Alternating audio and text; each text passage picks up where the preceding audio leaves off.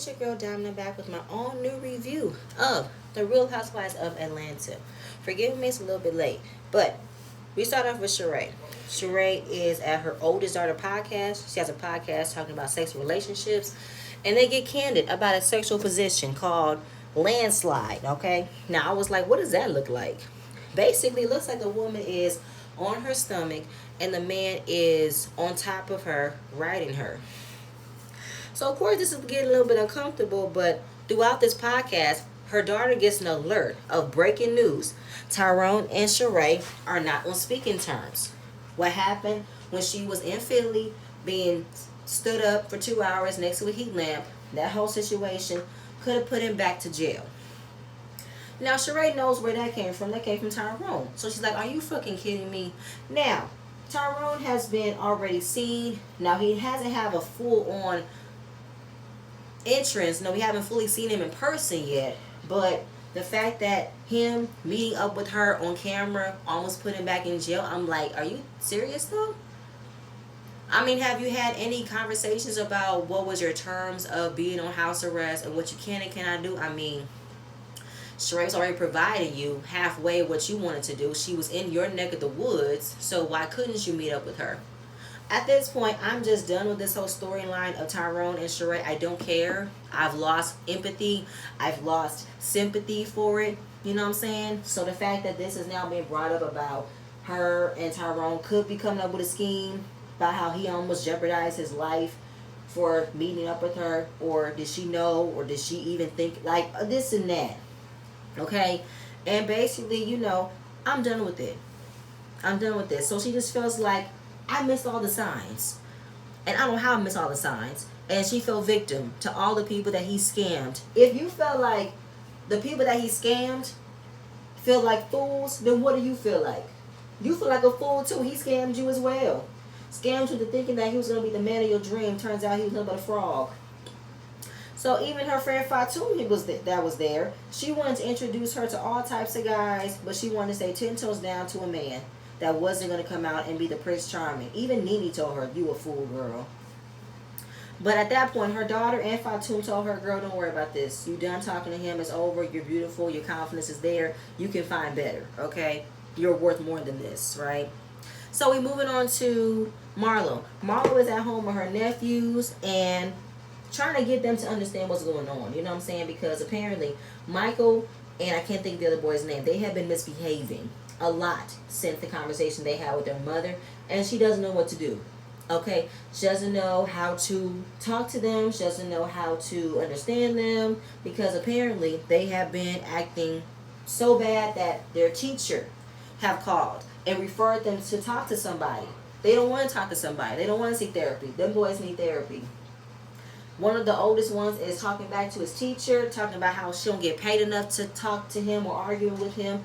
That's a big no-no. So she's like, what am I going to do with you guys? Come on, you guys. I want you guys to have better than what I had. And here go Marlo again, talking about how she did not have the best life. She had a hard life. She was a foster child.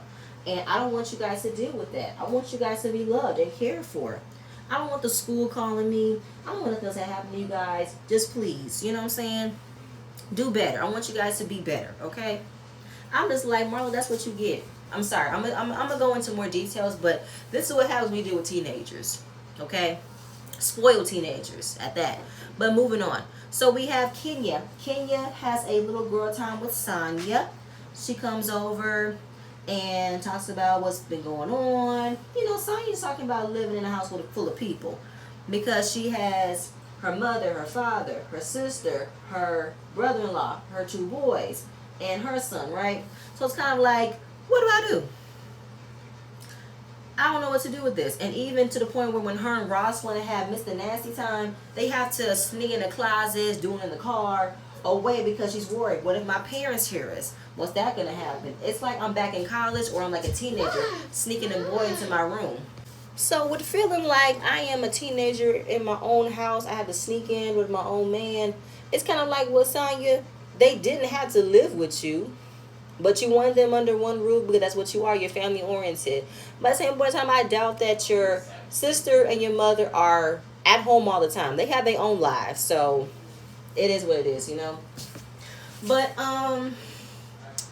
after that, even though she has a lot to complain about, she would not regret it. You know, I wouldn't trade this for anything in the world. I'm super blessed with what I have.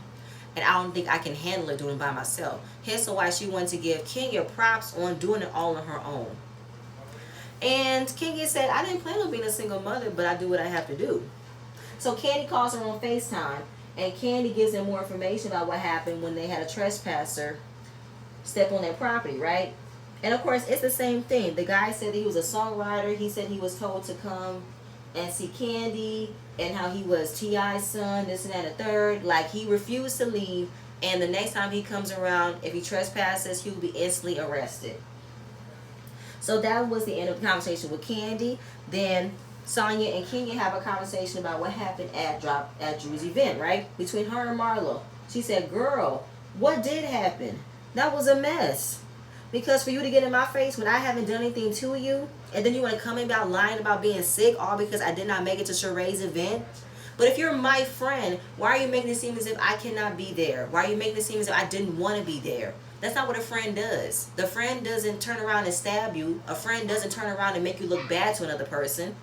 So at this point, Kenya is good with Marlo. And she has every right to, because Marlo has been doing nothing but targeting Kenya and Candy for no good reason. It's annoying at this point. It's kind of like, Marlo, what is your strategy? You think that you're doing this because you're now a peach holder? You have a rotten peach at this point, and you're using it wrong. Like, it's just weird. It's stupid. It's like Marlo has a state of delusion in her brain. And I'm cool with her. I'm done. You know what I'm saying? I'm so done. So Sheree has her friend Fatoum come over. She has been friends with Fatoum for quite a few years now. She's from Africa. They have a great time. So they have a conversation about what happened at the podcast with Tyrone announcing that story. She did not want to discuss it in front of everybody because it was too many people around, right? So basically, the fact that Tyrone wanted to say I could have ruined his chances of being free. And she said, have you spoken to him? He's been blocked. So she doesn't know what's been going on. And she wants to know, did he ever really love her? Did he ever say anything that was real to me? And how she feels she was robbed emotionally. And I felt robbed by those people that he robbed. You keep saying that. You want a fucking cookie, Sheree? How you're just as, wronged and shamed like those victims? Girl, you should have known that when you decided to date this man. You thought that he was going to be different? You thought you were the exception? Okay, Sheree. Then, the fact that she put so much time in the situation, in this relationship, she just busted out crying again. Now, it could be me not caring anymore. I felt like I lost any form of empathy and sympathy for Sheree. I think when Marlo had her cheer up event and she cried in Marlo's arms. And that was it. I haven't felt nothing else for Sheree. I don't feel no sympathy. I don't care anymore. I said, girl, put your big girl panties on and move on, Sheree. This should not be the end all be all for you. You are a gorgeous woman. You know how to get a man. But you felt like the best way to get one is behind bars because you expect him to be faithful. You expect for him to be better. Girl, bye. And then, of course, the way that she's crying. To me, I felt like she was trying to catch the camera's reaction or catch the camera's eye about watching her cry. Then she kept her face away from the camera. She's walking away from the camera. Her back is turned. And then she's crying in Fatoum's arms. And I don't see a shed of tear. I don't see any makeup smeared. I see nothing. I see her being fake. I see her putting on a actor role. And it's like, girl, I'm done with this. No more pity party for Sheree. I'm done with the pity party. I've been done. Super done, right? And right now, she's trying to go back into being herself. Going back to doing her She by Cherie stuff again. And not putting so much on another person or nothing that doesn't help her. Fine, Sheree. Do that because I'm done with this. Moving on. Drew is taking her mother to get some mani-pedis. Her mother came from Chicago just to talk, have some girl time, right? So she kept her mother in touch with what's been going on. And Ralph had an assistant who got him a book deal because he's coming out with a book to pretty much open up with the guidelines of being a step-parent, blended families, right? Now, she did not go into full details, but basically, he fired the woman because the woman disrespected Drew. And Ralph resented her for firing her because now he's like stuck with what I did with this book deal, right? But I'm just kind of like, at the end of the day though, Ralph, you should not have hired a woman who wanted to give you a massage when that's not what her job description was. Okay?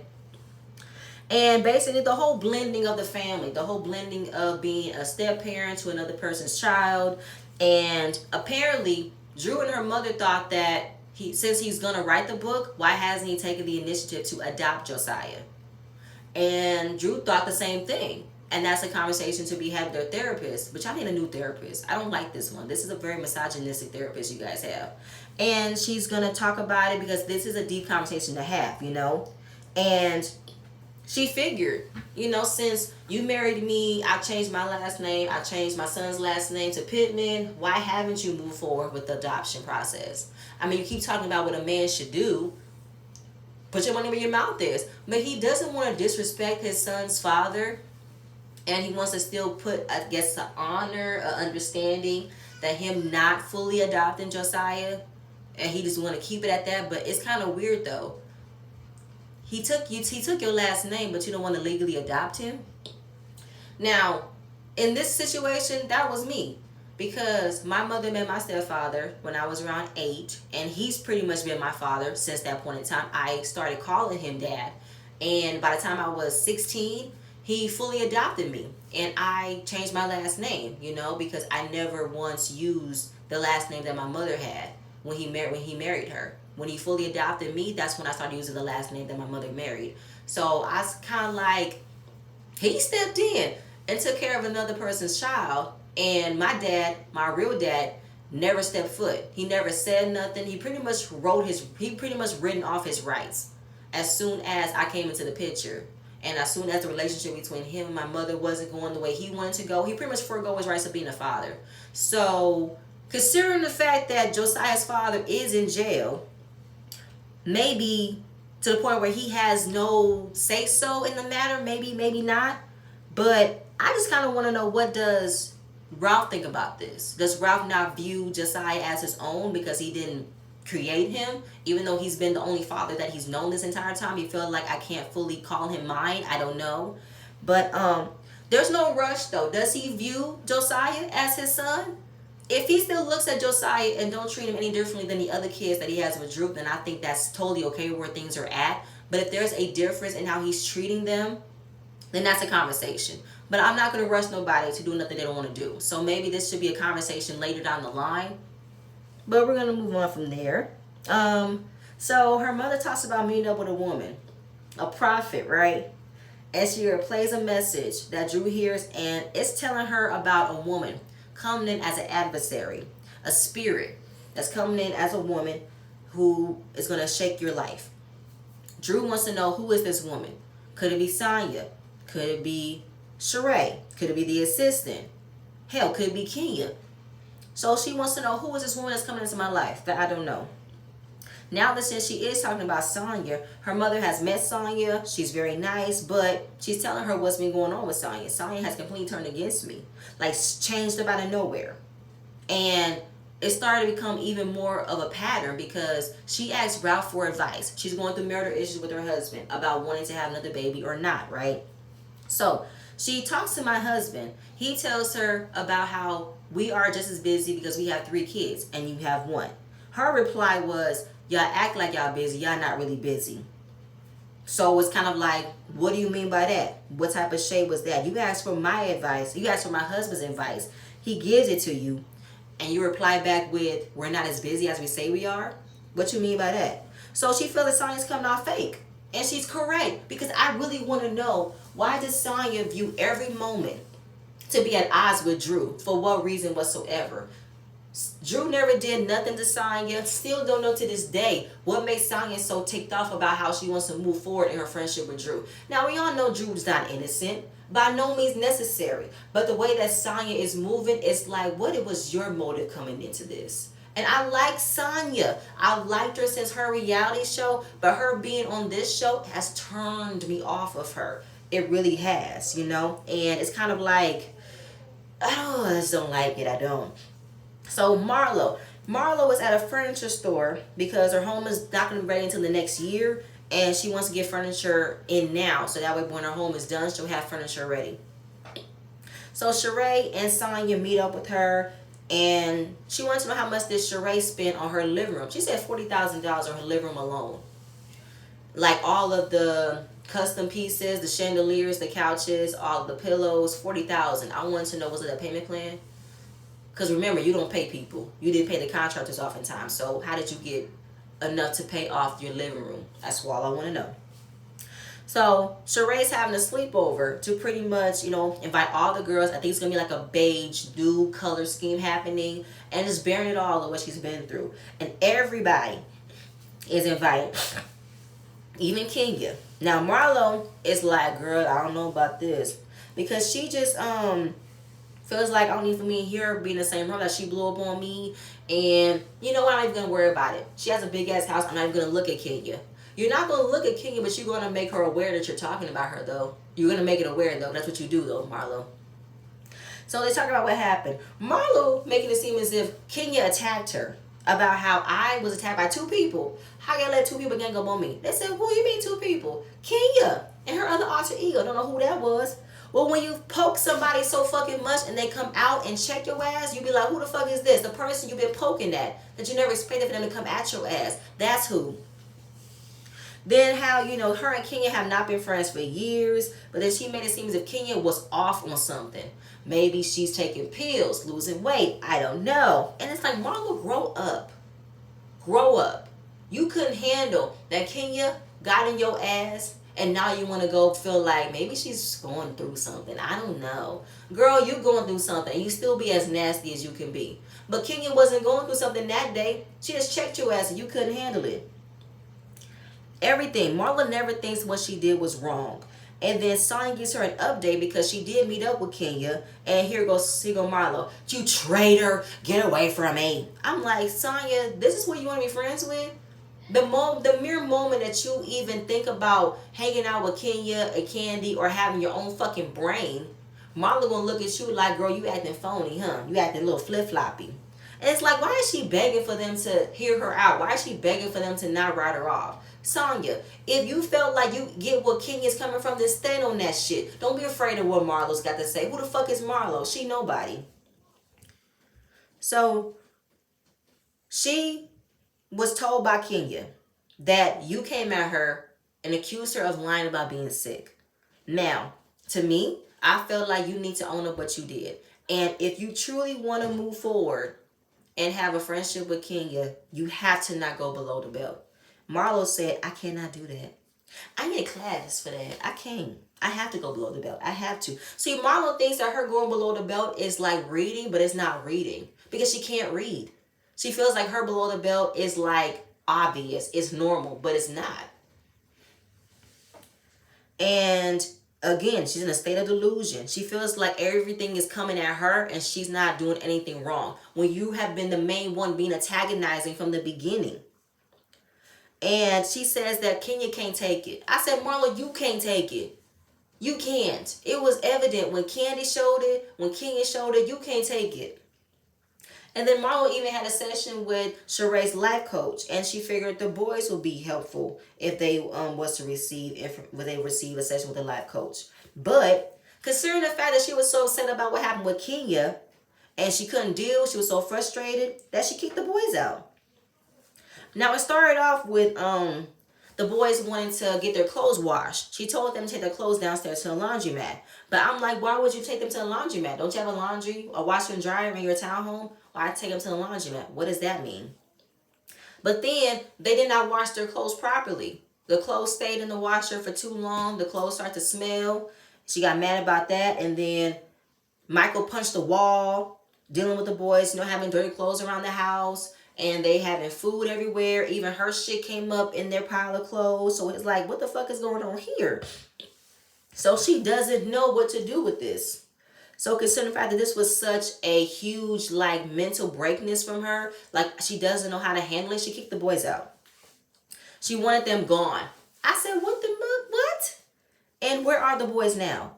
They're at her little sister's home, and she has 4 toddler boys. When you think of toddler, you think 3 to 5. and she has 4 of them, I hope one's a set of twins and the rest are one and one. But if all of them are around the same age, that is terrible and super selfish of Marla to drop all of that on her sister's doorstep when her sister already has a full house. You expect for her to get a handle on having 4 boys, baby boys, little, and having 2 teenage boys? You think she can handle it? Marla, how selfish can you be? I feel like that was so selfish and so inconsiderate of Marla to drop all of that on her sister's shoulder. Because then she wanted to have a wake-up call, a 30-day wake-up call, because she felt like I am the one of the aunties who took you in, gave you a final things in life, and it's pretty much taken away from you in an instant. And Sheree said, I've never taken a break from my kids. Never. Because I can't. And even the opportunity was to come, I would never do it. Like, what is a deeper issue why you kick the boys out? Because Marlo is selfish. Marlo has done what she needed to do to get the boys in a space where they can say, at least Auntie Marlo did this for us. And then that's it. Because she feels like if it's nothing to make her look good, she's not going to put the effort into it. Then again, Marla talks about how she grew up in a household with a mother dealing with her substance abuse issues. And she worked her ass off. And she wants the boys to understand you are loved. You are appreciated. Sonia and Sheree are trying to give her understanding, but it's not easy. You sacrifice your life to make the kids better, but you have to remember, it's not about you anymore. Now, I know she's talking about the safety of the boys because of what's going on in the world. I get that, Marlo, but you can't just say, I want a break from y'all, get the fuck out. Them kids are already feeling unwanted anyway, based off of how their mother isn't trying to get better to be with them. You're kicking them out because you want a break. Listen, parenting is a 24/7-hour job. You never get a sleep. You never get a break. You take what you can take because at the end of the day, it's not about you. It's about those boys. And you feeling like you can't handle it, you want to say, okay, take them. I can't take them. That's not what parenting is. Parenting is not I clock in when I want to clock in and I clock out when I want to clock out. No. It's automatic every day, 365 a year. Okay? Now, I know you want your breaks. Figure it out.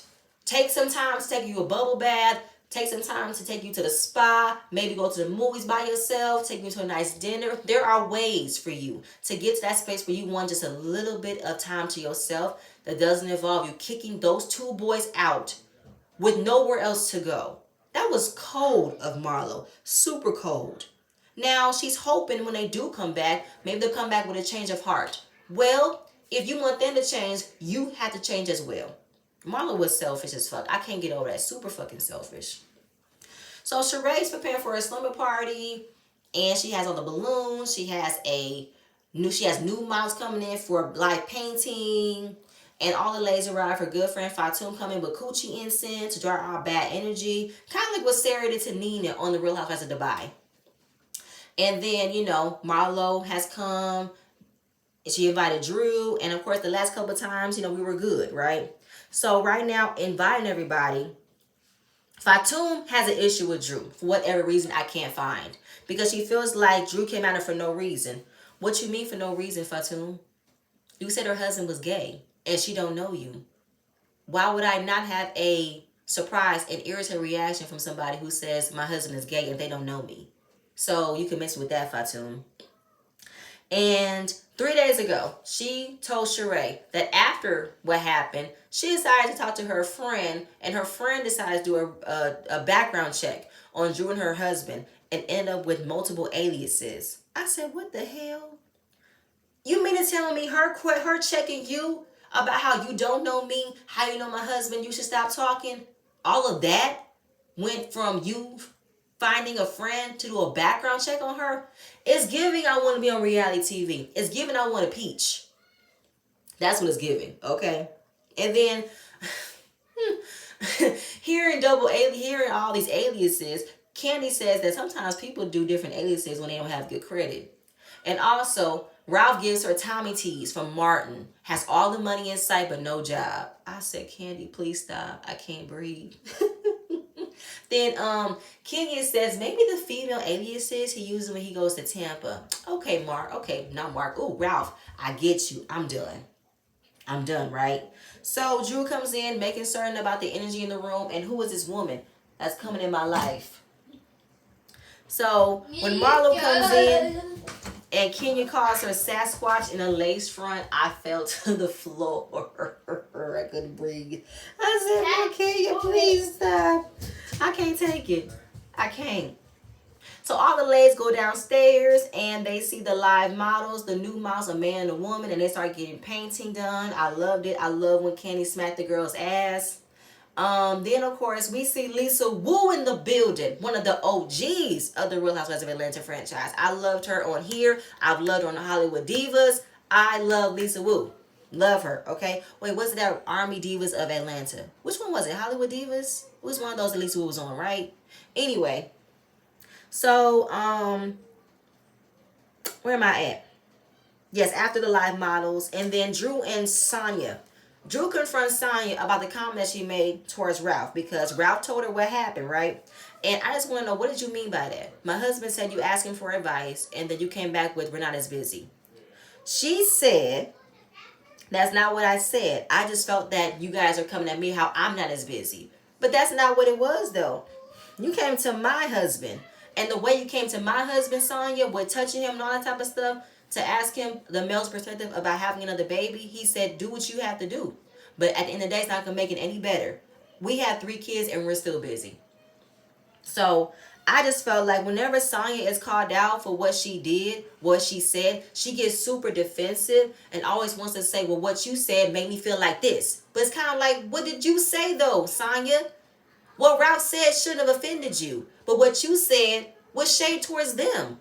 You did the same thing when Drew said you invited her to her Nike's event and you got mad that she didn't that she was lying, that you never said it, but you told her about it. Like, this is the thing that I'm getting with Sonya. She gets super defensive when you call her out. And she thinks that what she's saying makes sense, but it don't.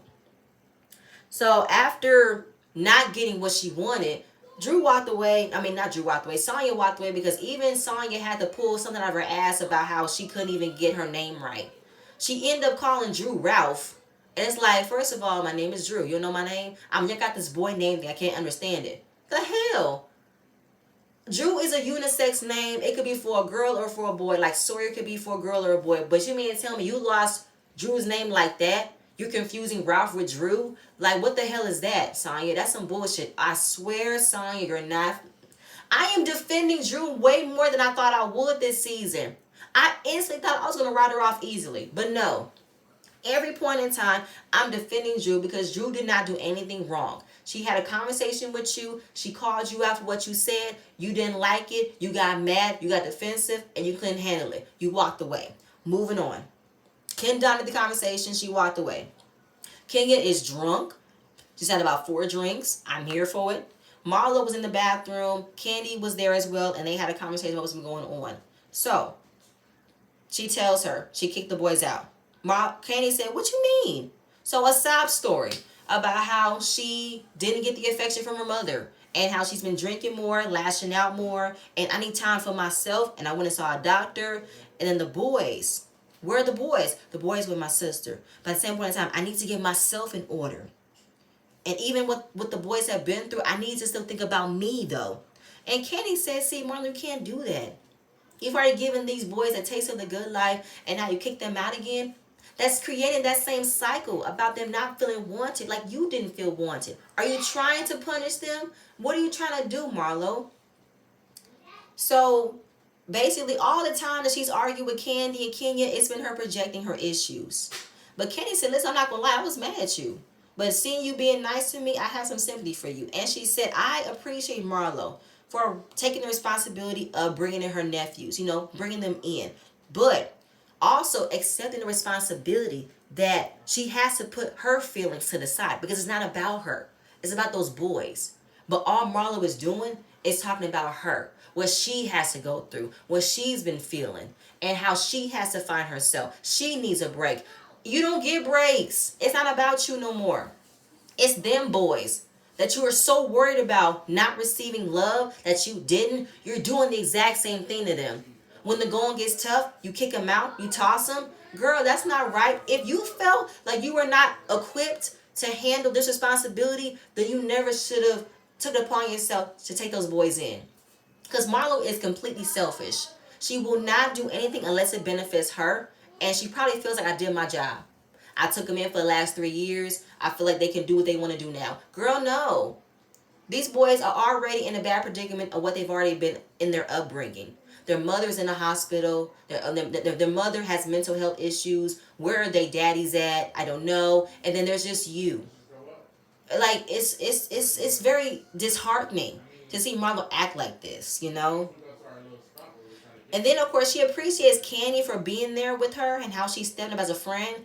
Really, this time you appreciate Candy, but you didn't appreciate Candy for helping you out with donating clothes. Cause you said she don't help it for the community. She always about herself.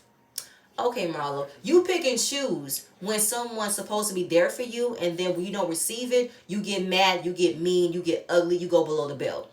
Got it. So the food comes out, right? And Sheree's getting over this awkward situation. Kenya came up with a game about, everybody say something positive and ended up with a yes, queen. So Candy and Marlo, they had a conversation. They understood where everybody was coming from, and they're in a better place. Yes, queen. All right. Marlo loves everybody at this table. Yes, queen. Drew being passive aggressive, saying how she is enjoying everybody here, and that she is mostly getting along with mostly everybody here. Passive aggressive. You got issue with Sonya. We're gonna circle you around. Lisa Wu talking about how we as women, we do support each other. We go through a lot, but we always sit together. Yes, queen. Kenya's turn. She's had a couple of drinks, but she does strive for everybody else's desires, everybody else's dreams to come true. Right after she said that, Marlo rolled her eyes. I don't know what the problem is, Marlo. You really do be looking for a moment to be at Kenya for some reason. I don't get it. Right back at Drew. She said the same thing. I mostly get along with everybody here. Kenya looked at Drew and said, start over. You said the same exact thing. Drew, stop being passive aggressive. Try, Drew. See, she acts like she can never just say something nice when she knows she can. She don't want to. Then here goes Sheree. She can never have nothing nice to say because she's never gotten one. Sheree, sit your ass down. Just sit down. Sit down and worry about what you're going to do with the She by Sheree shit. Because that's really your main issue. Worry about that. Don't worry about what Drew is doing. Please. So I don't know if Drew... No, I wrote Drew is not answering. She's deflecting. Now she wants to throw it back at Marlo. How Marlo loves everybody. She says she do. Almost like I think you and Sonya love each other. Y'all argue all the time. Do you love her? She said, I do love her. I love everybody, even my enemies. Lisa Wu comes in and said that aspect is real. Because if someone ever hurts you, you will be in bondage. You need to release it because you're going to be waiting for an apology that will never happen. So Kenya comes in and says, you know what? Absolutely. Stop allowing it. Otherwise, you'll be a victim. That's spiritual healing, right? And then Sonya interrupted her. And then her and Lisa kind of got at it. And I felt like, Sonya, what are you doing? Why are you coming at Lisa Wu like that? What did she do to you? Don't do it. So Lisa said, listen, I'm going to finish my thought. I'm going to finish my fucking thought. Then you can finish. But right now, I'm speaking. You can be quiet. And then Sonya said, you've been talking. No, she hasn't. This is the first time I'm seeing Lisa Wu actually say something. And I don't know why you feel like you want to dominate this conversation as well. For what purpose? Like, Sonya is definitely rubbing everybody the wrong way. Her trying to come in and solidify her point. Her presence on the show is like, girl, stop. Just stop. Okay. So, where am I at? So then Drew wasn't trying to confront the person that she really has an issue with, which was Fatoum. Because Fatoum was the one who came out and said her husband was gay. And she don't even know Drew.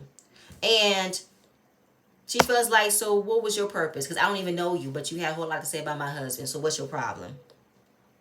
And basically, Sheree was defending her friend about how she was repeating what Anthony said. And again, Sheree is not taking accountability that you spread information from Anthony to Fatoum. And Fatoum was the one who carried the bone and said it. Right now, I know you want to make it seem as if Anthony is the one that's in the wrong. He is. But Fatoum was the one who had the balls to say it. So she's in the wrong as well. So it was low for Fatoum to say, you should let it go. And she said, hell no. So Kenya wanted them to figure it out. Let's talk about it, right? And basically, Fatoum said she was bothered. And she ended up talking to a detective or somebody. And how she discovered a background check full of different aliases for you and your husband. It's like, what the fuck? Is she a stalker or something? And this is the spirit of a woman who's coming in to ruin my life. This is she. And it's just kind of like, what is the purpose of this? Because Fatum feels like she was a victim, that Drew had no reason to come at her, but she did though. You come out of your mouth that my husband is gay, I'm definitely gonna read your ass and feel like, who the fuck are you talking about? You ain't talking about my husband. Who are you? So it went back and forth, and I just felt like, Sheree, this is your friend. Get your friend, okay? And then the whole thing about, does Ralph have a female alias? The who's the female? I think it was her assistant Danielle. That's who the assistant is. But the fact that, Fatum is making it up as she go along is really annoying at this point. And she called out Sheree. Like, you wanted me to apologize for Anthony spreading rumors about you, but you should address this, though. This is your friend. But all Sheree wants to do is make certain that she's not the one being wronged. I never repeated what was said, but your friend did, though, Sheree. So you're still in the wrong for repeating those things to your friend Fatum. And your friend Fatum, who's desperate to be on reality TV, had no problem coming out here and saying that shit that she said. So right now, I don't give a fuck what you say, Sheree. I don't. Because she is going to the point where it's gotten really low and out of pocket for her to be talking to me, to a detective, and getting aliases and information about me from a background check, when I don't even know this broad. I don't know her. And it's just like, you keep going, keep fucking with me, I'm going to keep going low. Girl, you ain't going nowhere. Because I don't fucking know you. You're reaching for a storyline, or you're reaching for a moment that I'm not going to give you. And it's kind of like, why are y'all coming at Drew like this? This is so out of pocket. This is so like, what the fuck? We got Sonya. Now we got Fatum. And who was Fatum anyway? Like, who are you? Girl, go away. Go away. And the conversation was getting nowhere, because it's just like, this is ridiculous. Now, while this conversation was happening, did anybody peep Kenya picking up that lobster tail and eating it? I died laughing. Kenya being drunk is funny as hell. So just going back and forth, over and done with. So Kenya's drunk ass wants to know, do you love her? Everybody laughs. Kenya's asking, who is Danielle? Danielle's her assistant. And then Kenya asks another question. This is a serious question. Is my wig on straight? So right now they're preparing for the coochie incense, right? And basically, Sheree is getting ready. She has on an African nightgown, and the incense is supposed to, like, come in between her body and let it smoke out, eliminating all of the negativity, all the evilness, and spurring out goodness, So while having all of these, positive energy moments with the incest and not incense, all the incense. Everything got completely hazy. You see King acting the fool. She's dancing all over the place. I was here for it. And so Sheree was like, I hope this can work. I feel a little bit of a tinkle. And then Marlo said, the only thing you're going to figure out, or the only thing that's going to cleanse you of Tyrone, is a yeast infection. So be careful. Everybody's pretty much enjoying this moment. Everybody's having a good time, laughing. Drew makes a comment about how pretty much the steam pot for the vagine to come out, she felt like it was a bit of witchcraft, a bit of black magic, and she's staying away. I was like, no, Drew, no. Come on, we can't say that. While everybody has their own way of spiritual healing, cleansing out goodness in the Bible, we can't turn our nose up, because even this is a custom in Dubai. People of the Arabic or the Muslim culture do this type of ritual, do this type of, like, incense with the burning and with the smoke of it. And then of course we got sage. We got all type of incense here that's, warding off evil spirits. People use crystals. So we're not going to turn our nose up at other people who have different spiritual healing or other ways of getting the negativity out there. We're not going to do that, Drew. Don't do that. So then, everybody is toasting to Yes Queen, and then I think King said something about her hair. And, Kenya is drunk, but this gave another opportunity for Marlo to come at Kenya about how, I'm so happy that Kenya is embracing how she has real hair underneath her wigs, because there were a time where you couldn't tell Kenya anything about wearing wigs. I don't remember that, but okay. And Kenya said, you always find a way to want to talk about me. He said, I wasn't talking about you. You do, though, Marlo. You rolled your eyes when she said everybody can reach for their dreams. And now when she's drunk and talking about how she has a whole lot of hair, you want to now say, I'm glad you figured that out. I'm so glad. Like, you always have, like, do you have a heart on for Kenya or something?